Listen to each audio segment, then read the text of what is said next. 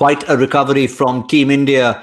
Looking at the latter stages of their innings, the 100 came up in the 16th over. 104 for 5 at the end of 16 was looking like maybe 140 would have been something they would just have to work with the top order gone. Soon after that, Hardik Pandya was gone, and it was left to that man again. Ravindra Jadeja, his hangover from that final ODI, just carrying forward. Call it hangover, call it momentum. What an innings to finish with. Maybe top scorer, KL Rahul. But the story of the innings has been Jadeja. 44 not out of 23 deliveries. And that too after it appeared that he picked up an injury. Beware the walking wounded, they always say. And Jadeja was living proof of that. Vaughan Zaheer Khan alongside. Never mind 161. We were talking about a score slightly in excess of that. In isolation, it looks slightly short. But in the context of the innings, Zaheer, doesn't look like a bad score on the board. Well, yeah, I mean, you can say that looking at how they finished it and how they managed to pull the game back again after those cluster of wickets which fell from number 12 over to 16. They managed to score only 18 runs. So, they had to recover that. And that's the difference we're talking about. If considering whatever run rate they were going at, 10 overs, 75 runs, so you would expect those next 5 overs to be at around that run rate because you've done all the hard yards, you've set that platform. So even if you go at that, you're talking about scoring the 35-40 runs in the next 5 overs because of those wickets falling in quick succession hasn't really given them that opportunity to really set it nicely for the back end. The momentum was lost there in those 5 overs, and that's the 20 runs, 25 runs, or maybe more difference you're talking about, which would have got them to a definite winning score on this kind of a track, which is looking a bit on the slower side. Spinners may come into play. Your variations will work nicely. I think India has left them doing a little bit too much now, defending this total, I feel, in the second innings. Michael Jadeja, that finish, never mind the injury or what the cause was, that his motivation to go only for boundaries, but something seemed to have switched on into him in the last ODI. Maybe he loves the Australian capital. Yeah, maybe. It's deja vu from the other day. I think we thought that 302 in the ODI wasn't going to be quite enough for India. Well, it was because they bowled and fielded very well indeed. And they're going to have to do exactly the same again this evening. Jadeja, I think, is a wonderful cricketer. I talked about him and Hardik Pandya the other day. They must be involved in all formats of the game for India. They've just got the right type of energy, the right type of game. They love the big stage. They look in the opponent's eye and take them on always. Jadeja seems to be getting better and better with the bat. I think it's experience, more confidence, just exposing himself to more pressurised situations. And very rarely does he let any team down. Whenever he plays, he's generally always chipping away, either with the ball in hand in the field. He's a gun. He's an incredible fielder. And obviously with the bat in hand, he's very consistent as well. He's a wonderful all-round cricketer. And I agree. I think probably we look at it and think 15-20 short, but you only have to get a few early wickets and you go into that middle order of Australia and you know that you can put them under a huge amount of pressure. I just look at 40 dot balls that India played up until the end of the 18th over. 40 dot balls. That's near on 7 overs of dot balls. If you can activate half of those, you get to that score that we're talking about, the 180 plus. And that'll be something, even if they do win the game, that India will have to put right. They can't be having 40 dot balls inside 18 overs. Yeah, we'll look at that, the bowling figures in a moment, but I quickly want to get Zaheer in. Okay, we'll look at the bowling figures first. And the surprise package was, of course, not a surprise as such. Zampa picking up those wickets, but that early wicket, that breakthrough for Swepson, first look at the second leg spinner. And even though Zampa was probably the one there for Virat Kohli, he was brought in the power play, Zaheer, but it was Swepson who got rid of the Indian captain, and he had a smile on his face. What is it with leg spinners and me? Well, I think he's not bowled his full quota of overs, but he has done the damage which was expected. So Virat Kohli, the big fish, he's caught that big wicket, and that is something which matters. He's looking like a decent talent. Still early days for him in international cricket. But two leggies certainly worked for Australia in this particular game. That gave them the flexibility of using someone like Zampa in the first 6 overs, which is a luxury to have. Moises, I think, was a real luxury for Australia, isn't it? Today, he got those big wickets at a crucial time. That certainly changed the momentum of the Indian innings. So that has been the real highlight as far as Australian bowling was concerned. I felt the game was evenly poised, and from there to change the game, when your sixth bowling option changes that for you, it's huge, I think, and someone needed to just get those breakthroughs. We often talk about how difficult it gets when the partnership is building. Someone needs to put the hand up and get that crucial breakthrough at the right time, which Moises did. Not the ideal matchup. I felt, that fourth over was a bit too much to expect from him when Hardik was batting. But I think the gamble paid off in the end. I mean, it could have gone either way. Hardik was looking really good at that stage. To get wicket of Hardik, I felt was a bit of a luck going in his favor at that stage. But nonetheless, I think, that's the kind of gamble when it pays off, it looks good. Yeah, and it helps the options that the captain has in front of him, because Abbott had a bit of an off day. Schwepson bowled his 2 overs. He got that big wicket, but he didn't complete his quota. So he knew he had someone like Moises Henriques to turn to, and he always seems to deliver. He's got that, it just seems to have that nagging line and length, that persistence rather than the pace. Yeah, I mean, Moises Henriques is a very good captain. He captains the Sixers in the Big Bash, captains New South Wales, and I think he thinks like a captain when he bowls. He's very smart. He always knows the right balls to be bowling, but he shouldn't be bowling 11 dot balls inside 4 overs. That's where India have to improve, no matter what the result of the game. You can't be allowing a bowler like Moises Henriques just to roll up. He changes his pace, he changes his angles, he bowls cutters. Now and again, he gets one down a bit quicker, but you can't be playing out pretty much 2 overs of his 4 in dot balls. That's just not skillful enough from an Indian perspective. But he is a good option for Australia. He bowled nicely in the one-day game the other day. He just seems to have a good cricket brain on him. It helps when you really have a kind of a head on your shoulders that's ahead of the game. That's pretty much what Moises Henriques delivers for Australia. Yeah, he was captain of the Men in Pink, the franchise from Sydney, the Sixers. And the man from Portugal. All Cristiano Ronaldo fans will swear by Moises Henriques, because they said, he comes from the same part of the world, the same little part of Portugal as well. And they always brag about that. And Henriques himself, he plays it down a bit. But coming to their middle order, which Moises will be a part of, Zaheer, it's something Australia will need to be cognizant of, because they've obviously got some firepower at the top. They'll have a couple of new faces. Matthew Wade at 3, Darcy Short playing his first game.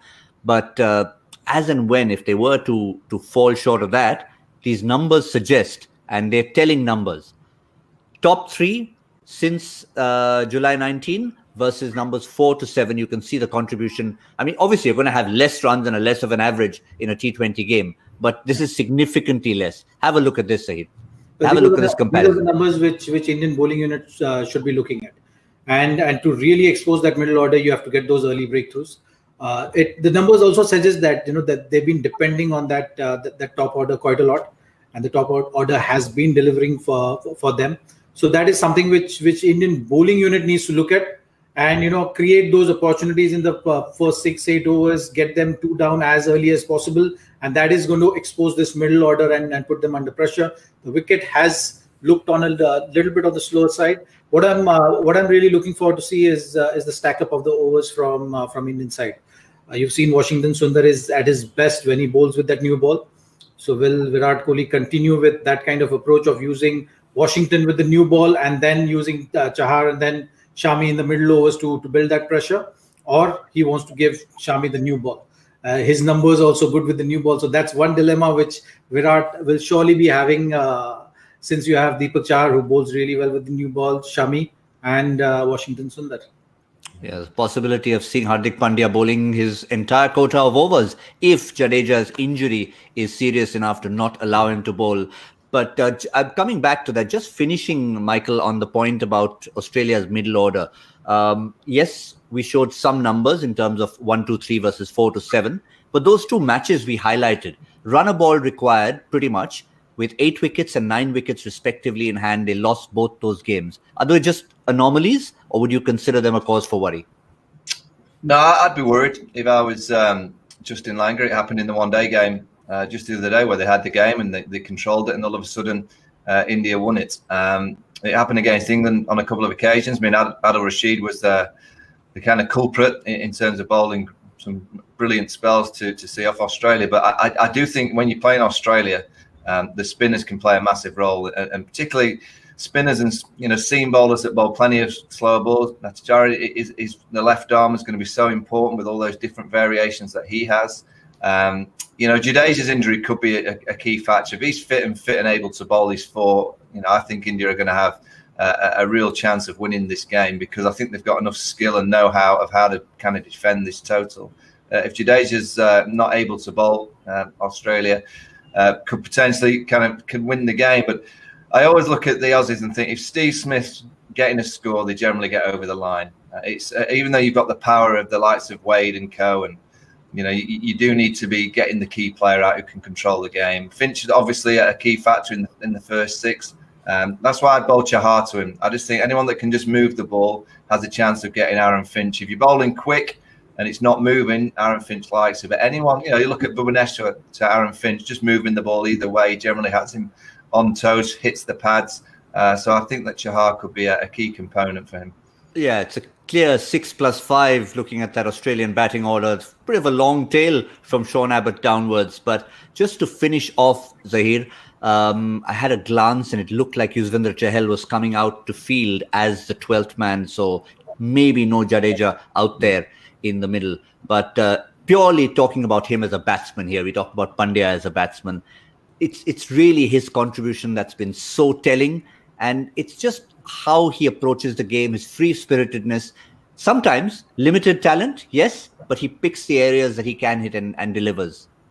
Well, I mean, both of them, Hardik and Ravindra Jadeja, has come along very nicely in the last a few games. Particularly Jadeja has really improved his batting. He's a completely different player now. You can see the improvement in his batting and the confidence which he's walking with. And Hardik is someone has really used this time away from bowling to use to work on his batting. So that is also very evident from his approach. Today, if Ravindra Jadeja is not going to bowl, I think Hardik is someone who will surely be putting his hand up and providing that bowling option there.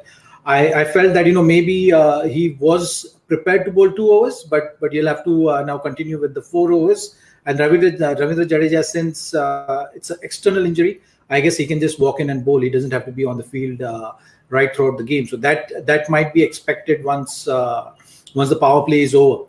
We'll have to wait and see how that pans out. But on the whole, I guess with the spin-friendly condition to a certain degree, you will want Jadeja also to contribute, and you'll see a lot of change-ups from Indian bowlers.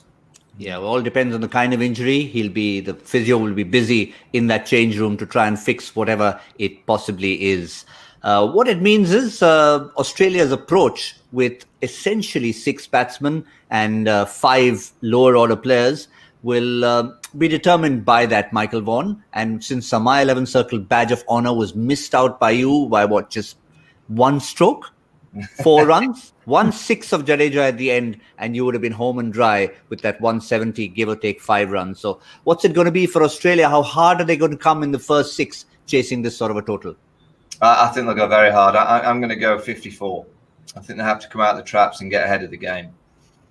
54. Remember, Darcy Short and Aaron Finch are going to be out there. Is you in agreement, or are you going to go more patriotically less? I'm going to go 42 for maybe 1 or 2 because I'm backing the matchup of Deepak Chahar and Finch. You've seen it in IPL also. Deepak Chahar really set him up nicely, with those outswingers, and then getting that 4th or 5th delivery coming back into him, which has really worked. So I'm backing that matchup in Deepak Chahar's favor. And going 42 for 1. Yeah, well, this time around, I will slot in. There's a huge gap between the 42 and the 54, and I'm forced to sort of slip in there because anything higher seems too much. Anything lower, well, India have won the game and it's sealed it right there. The day wouldn't have been completed without you slipping in there in between somewhere. Oh, I just got sledged over there. Does that mean you're pushing me to go lower than that? No. You stick to your prediction. No, I was thinking, okay, fine, I will go with it. I will go lower. Why not? Why not? I mean, it's a new combination completely. The likes of Smith and Maxwell can fix things later from them. I will go lower. 36. Why not? Let's see how it goes. 36 in the 6 overs. Keep wickets in hand, and whatever they have to do, they'll do it later. Whether it's a result of Zaheer Khan coming with his silent sledges or not, we shall find out later. But just a quick one, gentlemen. We saw David Boone having a long chat with Justin Langer on the boundary before the players walked out. I'm wondering if that's got something to do with when and if Jadeja will be allowed onto the field. Possible? Yeah, maybe. You're never too sure what the match referees and the coaches are talking about these days. There's so much complication across many different issues. I'm not too sure. Maybe it's David Boone just reminding Justin Langer that they are allowed to code. They are allowed to send signals. Oh, and all that excitement. My AirPod just popped out. Trying to laugh about that. Yeah, I was going to try and find a clever line to reply it, but I think you got it right over there. Yeah, let's see if those codes come out. But for now, it's going to be all about the code as what the bat hitting the ball and how hard they can come. Australian openers are out there. We've got a score prediction from all three of us, and it remains to be seen in which area Australia finish, because that'll pretty much determine the outcome. Thank you, Michael. Thank you, Zaheer. We'll see all of you in the 10th over with Cricbuzz Combox, and it should be very interestingly poised in the 10th over in terms of how this first T20 International will go. We'll see you then. This has been My 11 Circle Presents Cricbuzz Live.